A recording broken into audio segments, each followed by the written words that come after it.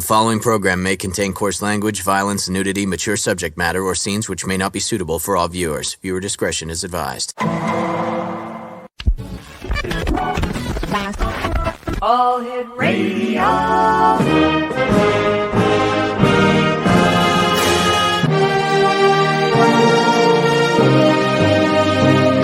Welcome to the X Zone, a place where fact is fiction and fiction is reality. Now, here's your host, Rob McConnell. And welcome back, everyone. This is the X Zone. I am Rob McConnell, coming to you from our broadcast center and studios in St. Catharines, Ontario, Canada. If you'd like to send us an email, xzone@xzoneradiotv.com, on all social media sites, Xzone Radio TV. And we're coming to you tonight on the Talkstar Radio Network, Mutual Broadcast Network, Xzone Broadcast Network, and of course, Channel 34 on Simul TV. Our guest this hour is MARGO LENMARK, and we're going to be talking to MARGO about her expertise is meditation precognition, receiving messages from those who have died. So why don't we bring MARGO on and start this very interesting discussion. Hey, MARGO, how are you? I'm fine, Rob. How are you? I'm doing pretty good, thank you. Thanks very much for joining us tonight. So tell our listeners and viewers a little bit about yourself. Well, I'm actually a realtor. I've been in North Carolina selling real estate for quite a few years. I'm also a meditation teacher. I've lived around the world teaching transcendental meditation. I'm a minister. I marry people mainly. I coach people. I'm a public speaker, and I'm an author. I wrote a book about death, basically, life and death. And the book is called Light in the Mourning, Memoirs of an Undertaker's Daughter. You've done quite a bit. I understand that you were also a manager of a band for 12 years. Yes, I managed a rock band, which was really fun. Daughter of an undertaker. Mm-hmm. What was that like? Very interesting. I think death is really comfortable for me. It's a funny way to say it, but I'm comfortable around death because I grew up with it. Mm-hmm. When I was a child, we'd always meet at the funeral home to get a ride home or whatever. I spent a lot of time. We didn't live in the funeral home, but I spent a lot of time in the funeral home. So I've been around death a lot, and I'm very comfortable with the subject. And maybe that's why I wrote the book. I'm not sure. So let's talk a little bit about your book. Tell us about it. Light in the Mourning, Memoirs of an Undertaker's Daughter. Yes. People that have been very close to me who have died have come back to me with very clear messages about life. Mm-hmm. And it's happened quite a bit in my life. I've had a lot of death in my life. And somebody said I should write these stories because they thought it would help people with their grief. And I think it actually has. So I feel like, when these people came back to me with these really important messages, it really changed how I live my life. And isn't that kind of what we want, is for people to come back to us and tell us what it's really all about, So what do the people who come back tell you about death, dying, and what happens after we die? They don't actually tell me about the death itself, but they come back with some message. Each one of them has brought me a very clear message. And the message has to do, Rob, with your life with that person. For example, I'll just give you an example of that. My mother and I had a very rocky relationship. We fought like cats and dogs. And so naturally, the message that she would bring to me would be about resolve. It would be about our relationship. It wouldn't be about the stock market or something. Sure. Okay. So these messages have to do with our life with that person, with my life with that person. How did you get started? When did you start receiving these messages? It's an interesting question. I started having a lot of precognitive type of experiences when I was young. And I don't even remember when, as long as I can remember, maybe 6, 7, 8, 10, I'm not sure. But when I was very young, I would have these precognitions. And a precognition is seeing something before it happens. And then a minute later it happens, or a couple of minutes later it happens. So I had a lot of that, and I had a lot of deep intuitive experiences. My friends used to come to me when I was, I don't know, 10, I don't know how old I was, with problems. And after a little while, after they'd be telling me about it, I would see what was going on. I could see exactly what was happening with their mother or whatever. And I'd tell them, and they'd run home being very excited because they figured out their problem. So I've been doing it my whole life. I've had a lot of real deeply intuitive experiences. It hasn't been until later that people started coming to me, because nobody died when I was younger. So it was when I started getting older that I really started to have these people come back to me and tell me something about life, give me some deep message. What was it like the first time you realized that the person that you were getting these messages from were no longer on this plane, that they had passed on? Well, I knew that they had passed on because they had died, but it was very interesting. I'm trying to think the first message that I got. They come in different ways. Some of them come in dreams. A lot of them come in dreams. The message when I saw my brother after he died, we went on this shamanic journey to find him. So messages come in different ways. But it was pretty natural to me. It wasn't a surprise, because when they come to you, like, for example, in a dream, they are literally there. Their body isn't there, but they're there exactly as they were in real life, except without their body. So you have no doubt about it. You said that you went looking for your brother in a shamanic trance or quest. Tell me about that. I think it's the most interesting chapter in my book. Okay. My brother and I were very close, very close. If there's a twin soul or whatever you call that on the planet, he and I were. We were like soulmates. So when he died, he really took a part of me with him. Right. And he kept coming to me in dreams every night to tell me he hadn't died. Every night he'd come to me in a different dream to tell me he hadn't died. And finally, when I realized that, I decided I should tell him.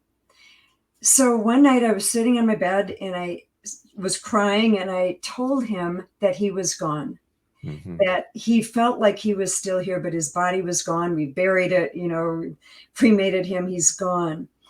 And after that, he never came back again. So I have a friend who is kind of, she doesn't like me to call her a shaman, but she took me on this shamanic journey to find him, because when he stopped coming to me, I was really wanting to just find out what had happened. So she took me on this journey, and it's like a meditation. And partway through the journey, she had me stop and look across this meadow and asked me if my brother was there, and he was.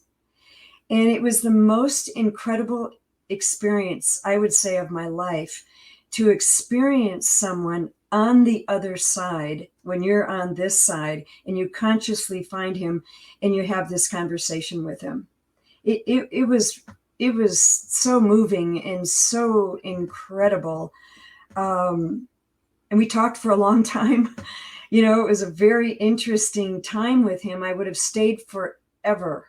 I would have actually just stayed forever if I could have. But then my friend took me out of that shamanic space and had me bring him into the light. I took his hand.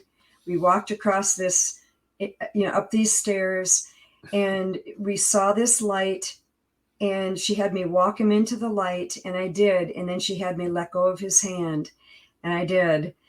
And he just kept walking into the light. And it was very emotional. I get really emotional talking about it. I imagine so, because going into the light, has he come back? Has there been any communication since? Yeah, there has.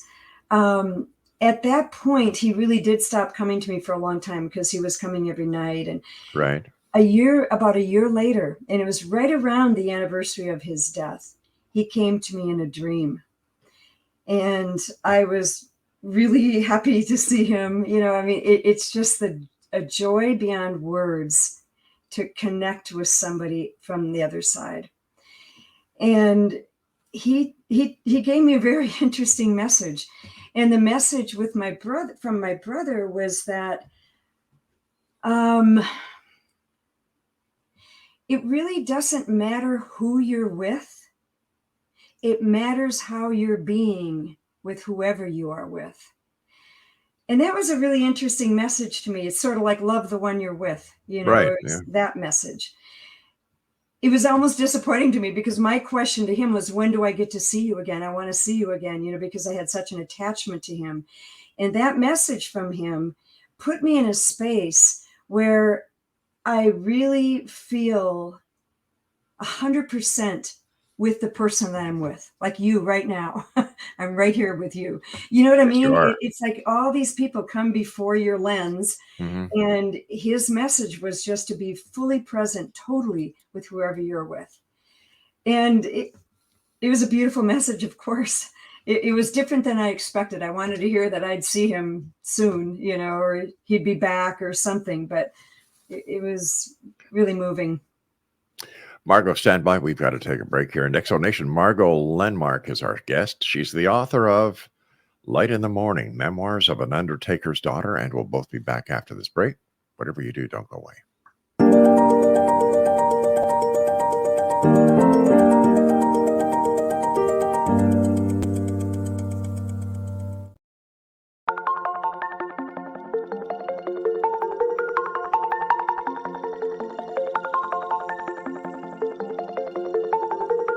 Question: what is the name of the unique blend of coffee you get that has been formulated by a neurologist, a neurobiologist, and a pharmaceutical chemist?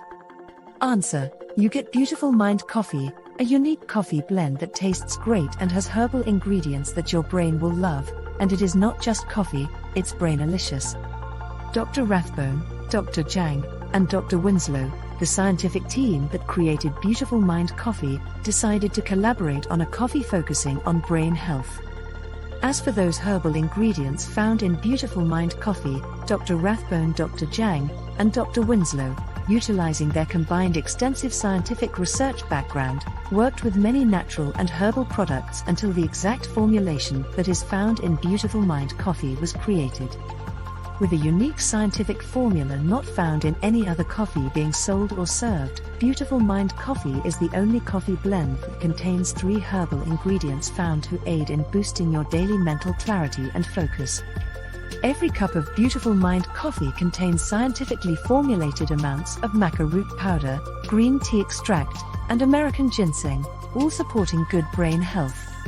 Taking care of your brain's health now can help delay or prevent the onset of cognitive dysfunction, including dementia, Alzheimer's, and more general memory loss as you get older, just by enjoying the delicious flavor of our roasted coffee and herbal ingredients found exclusively in Beautiful Mind Coffee.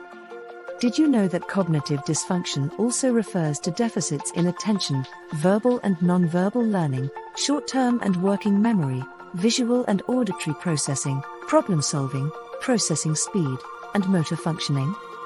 For more on Beautiful Mind Coffee, the 3 scientists who formulated Beautiful Mind Coffee, and more details on the 3 unique herbal ingredients in Beautiful Mind Coffee, visit www.beautifulmindcoffee.ca.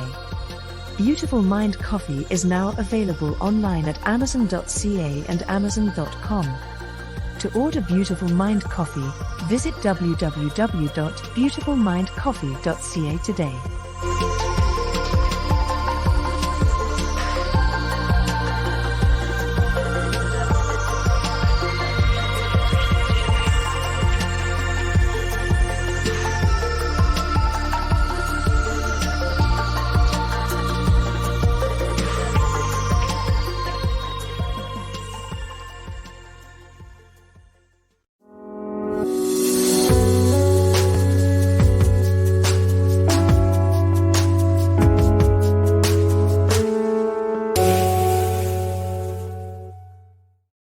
Welcome back, everyone. Members of the Exonation, I need your help. There is a little dog that is palliative that is being threatened to be evicted by the board of directors of the condominium where the little dog lives with her parents. The dog is 14 years old. It has heart condition. It is, it's been with the family since day one. It originally was born in a puppy mill, and the family has done everything they can over the years to make this little fur baby comfortable and loved. What happened was the family lived in a bigger house. They downsized, found the condo. The real estate agent said, yes, you can have pets, which is plural. The superintendent knew about the 3 little girls that were moving into the condo. And just to find out that a month after they were there, they received a letter from the board of directors saying that only 1 dog's allowed. Working with one of the members of the board of directors, they've been able to get the dogs to remain to this point. One of the dogs, Maddie, 18 years old, passed away 2 months ago, old age. But now the board is directing their decision to have Nikita removed. And it's pissing me off, you know. And I'll tell you why. It's my dog. This is happening to me. What I'd like you to do is go to www.savenikita, that's SAVENAKITA.ca. Read the story. And all we're asking is, tell us what you think. We're not asking for any money. We're not asking anything. Stories like this are happening across Canada, and I don't know about the United States. But it seems that we, the people, are losing our power. We're not allowed to make the right choices, the right decisions. So please, do me a favor. Just go to www.savenikita.ca and tell us what you think. And thank you for your time. And Margo, thank you very much for letting me get that in. Well, I'm going to tell you something. I'm a realtor, and your dog should be grandfathered in. They can't change the rule. They can change it after your dog is gone, but they can't change that rule. Why, you can't do that. Well, what has happened now is today my wife went to her doctor, and her doctor gave her a certificate or a letter stating that, hey, this my wife has a condition, and that right. my wife's doctor said, I support her decision in having these 2 dogs to help with her condition. So a service animal. Yeah, ESA. However, the board of directors, I should say the president of the board of directors, is a very strange individual. And she allows certain things for certain people and other. And it's going to be interesting because there's a board meeting tomorrow morning, and the letter is being presented to the board, the doctor's certificate.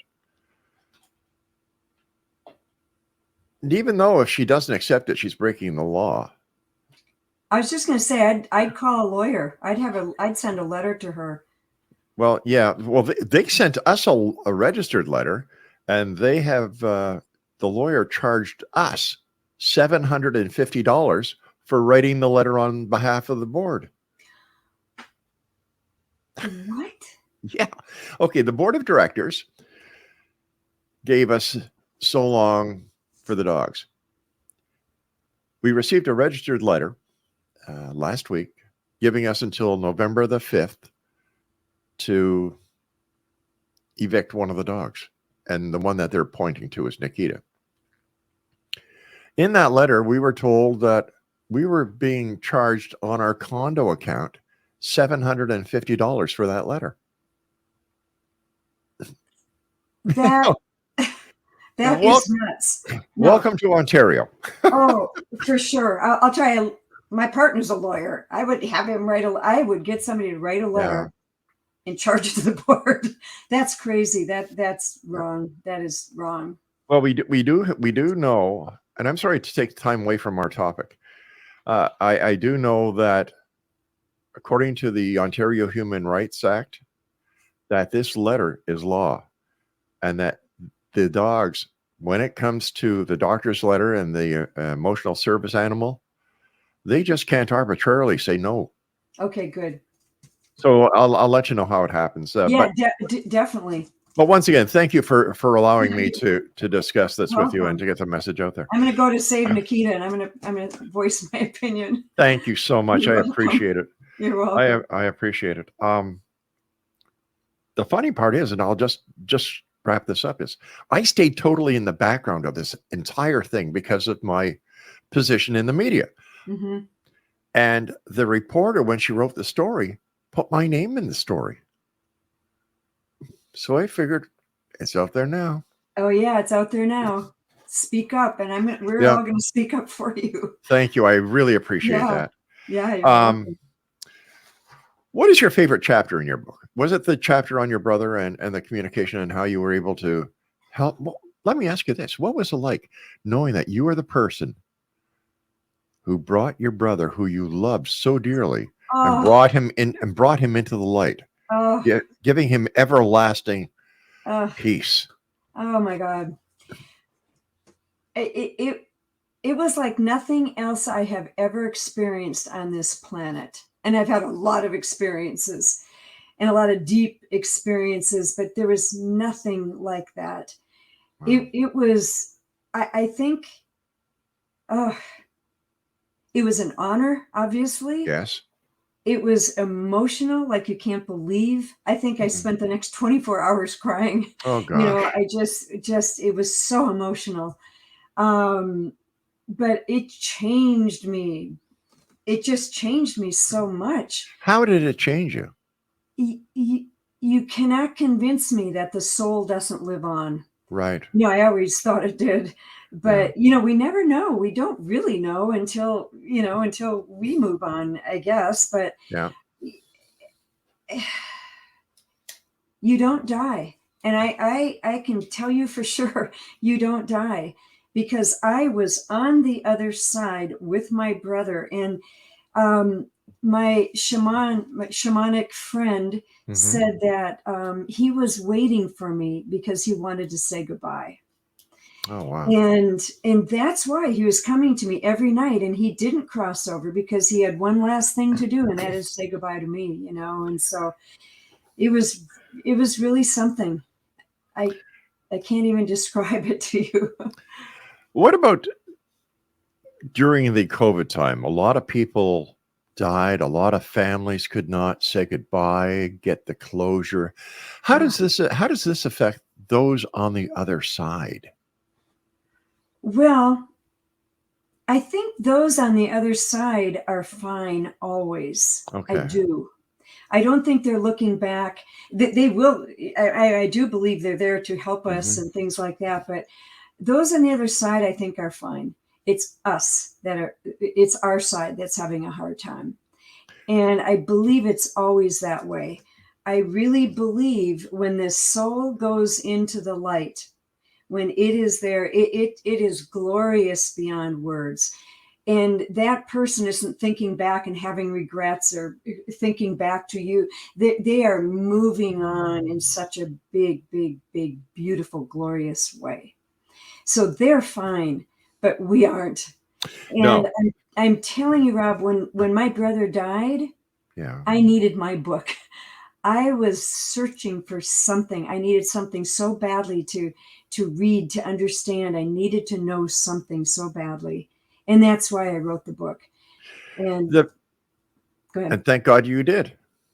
Yeah, it's helped a lot of people. People have found me online and tracked me down, and I've really helped a lot of people grieve, and it's been a wonderful experience. Something that very many people don't know is that grief just doesn't happen when somebody passes away. Grief happens when there's a major change in your life. For example, you lose your job.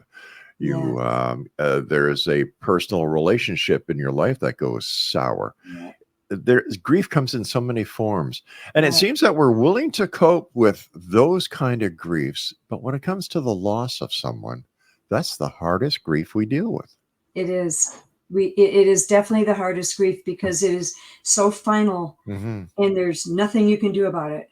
You might be able to get that relationship back. You might be able to get your job back. You might find a better, but this is different. It's a totally different thing when it comes to life and death of the body. I'm going to ask you a question here, and I hope you don't get offended by it. Do you have children? I don't. Okay. The reason I asked you that is because I was going to ask, and I'm still going to ask the same question, but I was going to phrase it differently. Mm-hmm. As a medium, when somebody comes to you to communicate with a child on the other side, how does that affect you? I don't know. I haven't communicated with a child. Wow. Okay. And it's funny that you say that. I've got a lot to say about that. Okay. But I'm just going to start by saying I don't consider myself a medium, and I'll tell you why. Okay. I consider a medium somebody who can, you tell me to go talk to your dog. You tell me to go find your son. Mm-hmm. I can't do that. These people came to me. So I think there's a difference. I have talked to animals consciously from my side, and I brought them in and talked to them. But other than if you asked me to go find your brother or something, I couldn't do that. So I just want to say that. Well, let me ask you this. How do those on the other side know that they can communicate with you and that you have the gift? Like you're a conduit from one side to the other. And how do they know that? I don't know. I don't know, but they do find me. It's so interesting because I know why people come to me, because I'm wide open, and they apparently know it. I think on the other side, you see differently. I think you see the body, the earth, and everything. I think it looks pretty different. I think it's more energetic. Right. We look so physical. Everything is so physical. Right. But I think I'm just trying to answer your question. This is what I think is that energy is a totally different thing. And on an energetic level, you're attracted here. You're going to go talk to that person. They're open or whatever. And I think the souls must know that, because these people certainly did. They came to me. We had a very clear connection, clear message. It was exactly like they were sitting right there with me, except their body wasn't there. There's no difference except for that. So it's really interesting. And there's no words. When these messages come in, when people talk to you, it's cognitive. And cognitive is like, it's seeing as if you're seeing with your eyes, but you're not seeing with your eyes. But you're seeing exactly the same way, except it's not physical eyes and it's not a physical body. But other than that, it's all the same. Wow. It's interesting. Yeah, it's really interesting. How many chapters are there in your book? I don't know. Maybe, I don't know. Okay. I have to look. 10 maybe? Okay. 8, I don't know. And what are some of the other chapters that you've written about? I've written about my mother. I've written about my father, my brother. They're all people close to me. My aunt, an ex-boyfriend, a really close friend, my dog. I'll tell you something really interesting. I say in my book that when somebody dies, you can see their life and their death in their face in death. And that's really interesting because my father's chapter is about that. My mother died first. And when my mother died, she had been an alcoholic. We'd had a really rough relationship, good and bad. I mean, it was also really good. But when I looked at her face in death, I saw the deep pain in her. I saw all of just how difficult her life was on a very emotional level. So when my dad died, I really wanted to see his face because I saw my mom's life in her face in death.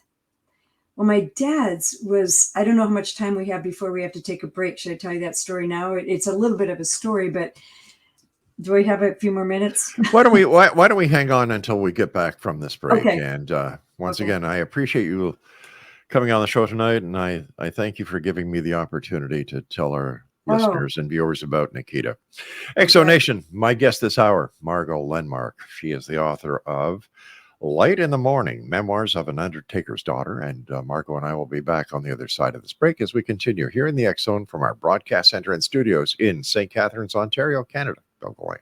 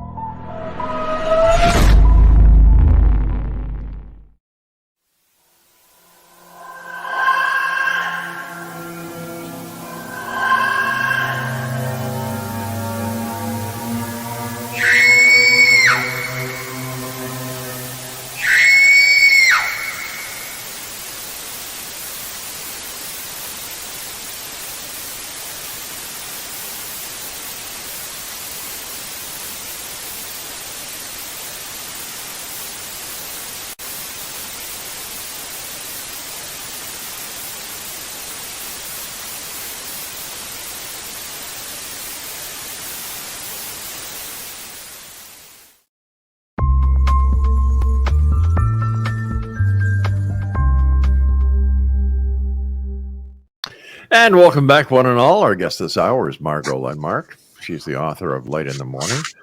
And her website is www.lightinthemorning.com. And Margo is in Boone, North Carolina.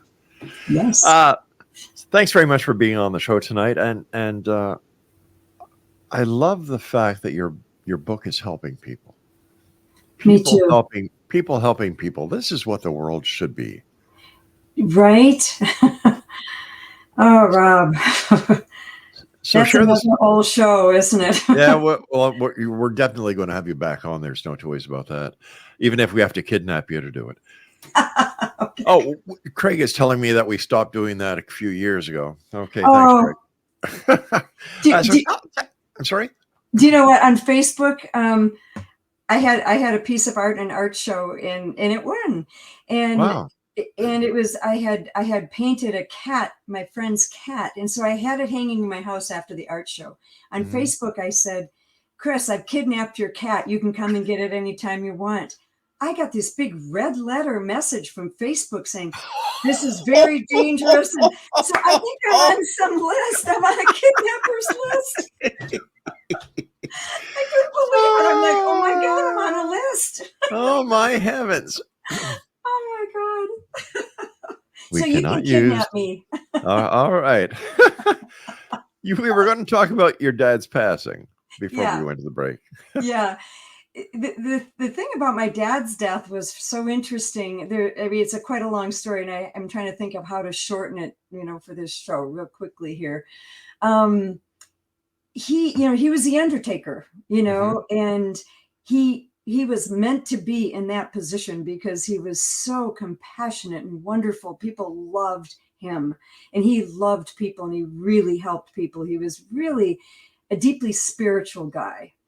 And people would call him a saint. And I called him a saint. He was just like this incredible person.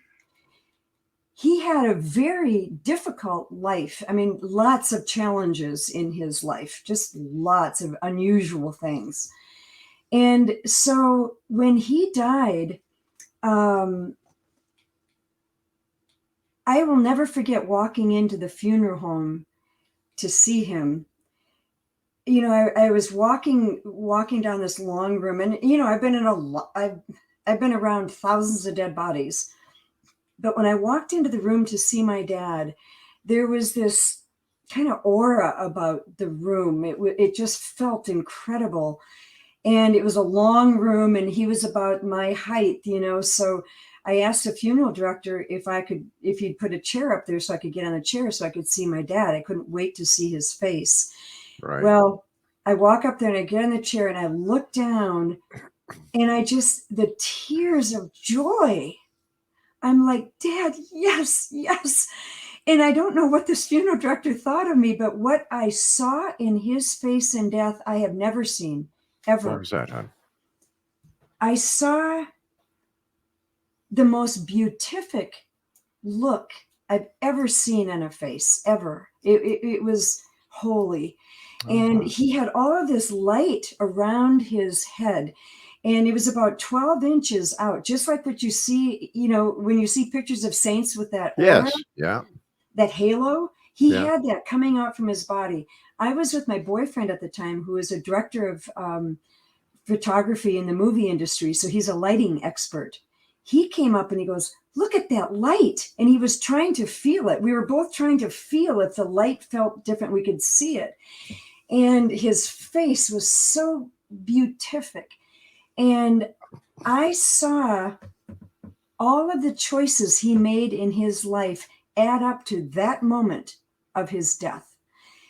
And I realized the message that I got from my dad was this: at every given moment, we have the choice to love open-heartedly or not. And when we get to the end of our life, it's all going to add up to the choices we made at every given moment. Wow. It was really powerful. And from that moment on, no matter what I feel, I just stretch my heart open and I keep it open no matter what. If only everybody on this planet would do that. Yes, I agree with you 100%. Yeah. One of the chapters in your book that with the material you sent us is you have a chapter about a miracle that happened. Oh, yes. Tell us about that. Oh my God. Okay, my good friend died. Mhm. And after he died, you know, 5 days later, we had a funeral, and then a really wise person that we knew said that you really should do the funeral 10 days after the person has died, because that person will be more present at the funeral. We'd already done the funeral, so we decided to have a party for Tom. So we went to Tom's girlfriend's house, and there was a table of 12 in the dining room, and there was a table of 5 in the kitchen. And it was really amazing because you could feel Tom there. You could just feel it. And so I knew Tom really well. And so we were telling Tom stories all night at dinner. At the end of dinner, Anne comes up, his girlfriend, and she puts down 17 plates, little dessert plates, and she brings in this pie. She said, Deborah brought pie. And it was this little pie plate. I don't know what it looks like on the screen, but little pie plate, you know. Right. It was a apple crumbly pie. So you could only get 6 pieces cut because it was so big and crumbly. Right. So there's a pie with 6 pieces in it, and there's 17 plates and 17 people. And immediately when she puts the pie down, all of us at the table of 12, we go, I'm not having pie. I'm not having pie. We're not having pie. The people in the kitchen are going to have pie because there's only 6 pieces in there. Sure. So my friend Deborah and I are cutting the pie. You know, we're cutting the pie, putting it on the plate, passing it on, cutting the pie, putting it on the plate, passing it on. We're doing this while we're talking. And, you know, we're telling Tom stories, and we're passing the pie and everything. And we're just, you know, just telling so many stories. And all of a sudden we hear somebody in the kitchen go, we all got pie. And it brought us back to the pie, and everybody at our table had pie.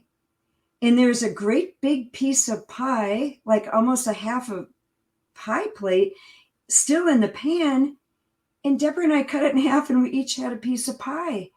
And we both went, loaves and fishes. Exactly. It served 17 people. We were just blown away, just completely blown away. And somebody said, Margo, tell us this one story about Tom. And I start telling this story, and I just put my hands in my head. I said, wait a minute. Do you guys realize we all got pie? Do you realize? I held up the thing. I said, we all got pie. Wow. And somebody from the kitchen came in and said, wow, that's a miracle pie. It was just a miracle. And that night I called my friend Deborah, and I left a message on her machine. I said, Deborah, I'm still trying to figure out where the pie came from. Did we cut a piece and it grew back? Did the whole pie empty out and the whole pie came back? Where did the pie come from? It was really phenomenal. It was phenomenal. And now I realize how miracles happen, and they happen when you're not looking, when you're not. Yeah. Oh, and there's another part to this story. Tom was right up here. I could see him, and he was taking this white stuff. It was kind of like clouds, but heavier. It had a little more thickness to it. You could throw it up and you could see it, and it would, fall down again. Mm-hmm. And he just had infinite amount of this white stuff, and he was just throwing it around, as if to say, there's plenty. And he was doing that right after we realized the miracle pie. And so I realized in that moment, that was my message from Tom, is that there is plenty, and there's always plenty. There's always plenty. He was on the other side throwing this stuff around, and he proved it with the pie, which was really interesting. So I've never forgotten that. And we're all worried about money. We're always worried about money, I think. Yeah. I never worried about it. I didn't just start spending it like that, but I'd never worried about it. Deep inside from that experience, I knew that there was plenty, that we're never going to run out. And that sticks with me, so it changed me in that way. Interesting. Fascinating story. Mm-hmm. You and I have to take our final break. Please stand by. Okay. And X Zone Nation, Margo LENMARK is our special guest. Fascinating lady. Her website is, are you ready for this? Got your pens and pen? Okay. lightinthemorning.com, and she's the author of Light in the Morning, Memoirs of an Undertaker's Daughter. We'll be back after this break as we wrap up this hour here in the X Zone. Don't go away.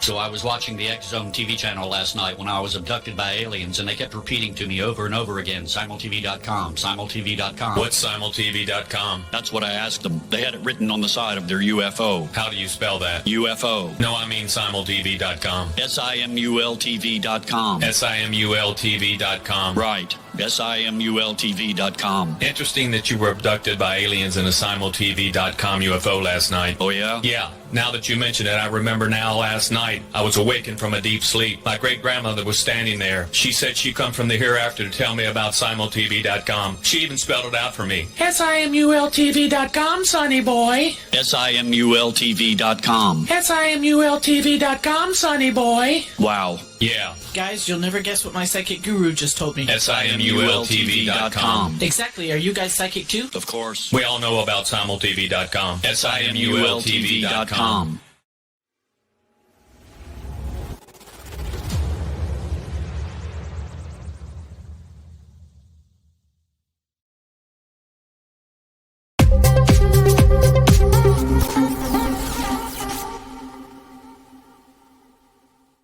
And we're back. Margo LENMARK is our guest. She's the author of Light in the Morning. Her website is www.lightinthemorning.com. First of all, Margo, thank you so much for coming on the show, and thank you for writing your book. Thank you, Rob. Thank you for having me. It's a great pleasure. Are there any key takeaway messages or assurances that you'd like to share with our listeners as we get ready to say so long for this edition? Yes, there's a couple things. One key message is, I said earlier, that people don't die. Right. And I can assure you they don't, since I've had so many communications with them afterward. The other key message is a message I got from my mother. And it's probably the most important message in the book, and that is to not live with regret. And the way you don't live with regret is you resolve everything. You resolve everything. I will, if right now, if I had something to resolve with somebody, I'd drive to their house. It's 11 o'clock. I would drive to their house. I'd knock on their door and say, listen, I think you misunderstood me. And ever since I got that message from my mother, I have done that. And I'm telling you, I feel clean. I feel clear inside because there's nothing hanging out there with anybody. And I think that is so important because if we don't resolve it now before that person dies, we can't. We can. Time takes care of everything, I'm sure, the whole thing. But it will haunt you after that person's gone. And so I just think that's a huge message, is to not live with regret and resolve everything so that you have no regrets when the person's gone. If there are regrets after the person is gone and when you go, is it possible to meet up with this person on the other side and resolve the differences? Yes.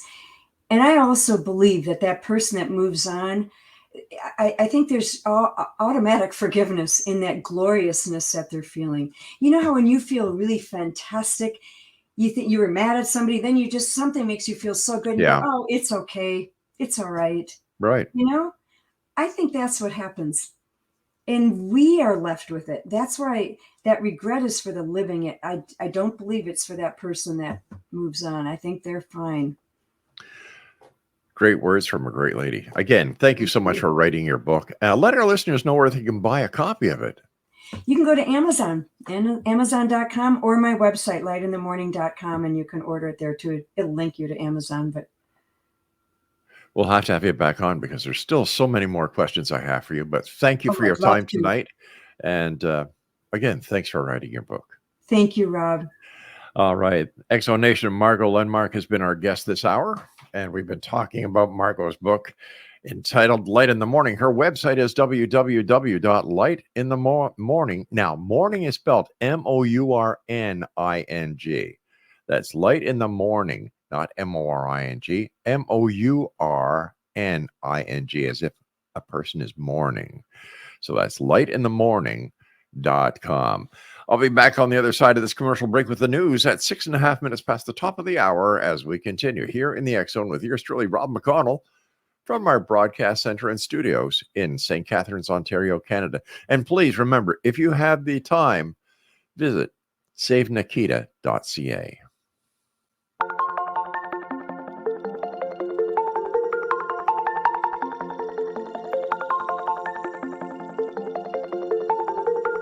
Question: what is the name of the unique blend of coffee you get that has been formulated by a neurologist, a neurobiologist, and a pharmaceutical chemist? Answer: you get Beautiful Mind Coffee, a unique coffee blend that tastes great and has herbal ingredients that your brain will love, and it is not just coffee, it's brainalicious. Dr. Rathbone, Dr. Jang, and Dr. Winslow, the scientific team that created Beautiful Mind Coffee, decided to collaborate on a coffee focusing on brain health. As for those herbal ingredients found in Beautiful Mind Coffee, Dr. Rathbone, Dr. Jang, and Dr. Winslow, utilizing their combined extensive scientific research background, worked with many natural and herbal products until the exact formulation that is found in Beautiful Mind Coffee was created.